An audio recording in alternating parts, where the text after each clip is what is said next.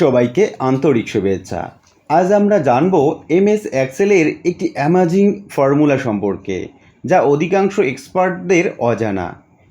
MS Excel সম্পর্কে আরও expert হওয়ার জন্য ভিডিওটি শেষ পর্যন্ত দেখুন।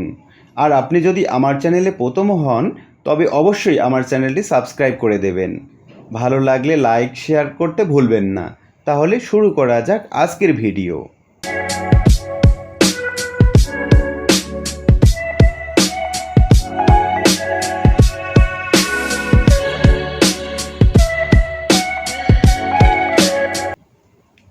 এমএস এক্সেলের ফর্মুলা অনুযায়ী 1 থেকে 255 পর্যন্ত সংখ্যাগুলোর একটা নির্দিষ্ট ক্যারেক্টার নির্দেশ করে।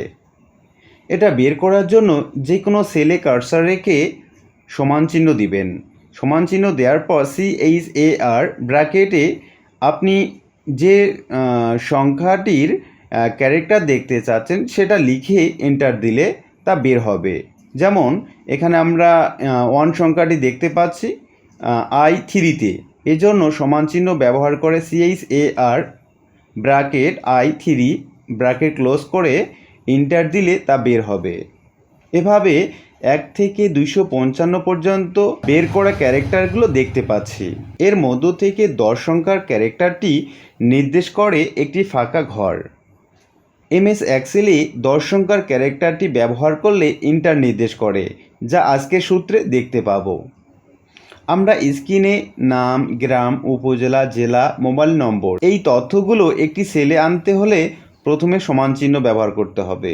তারপর নাম অ্যান্ড চিহ্ন ব্যবহার করতে হবে। এরপর character CHAR bracket 10 bracket close and তারপর গ্রাম, উপজেলা, জেলা এবং মোবাইল নম্বরগুলোতে একইভাবে and CHAR bracket 10 bracket close দিয়ে এন্টার দিলে সবগুলো তথ্যকে একটি সেলে দেখতে পাচ্ছি এবং তা একটির নিচে আরেকটি প্রদর্শিত হয়।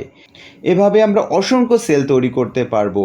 প্রথম সেলটি সিলেক্ট করে নিচে প্রদর্শিত প্লাস চিহ্নটি ধরে টেনে নিয়ে।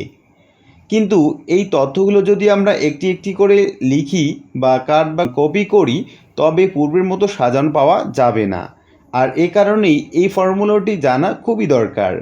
আশা করি বিষয়টি বুঝতে পারছেন এবং আপনার ব্যক্তিগত জীবনে এই ফর্মুলাটি প্রয়োগ করতে পারবেন। আর আজকের ভিডিওটি এ পর্যন্তই।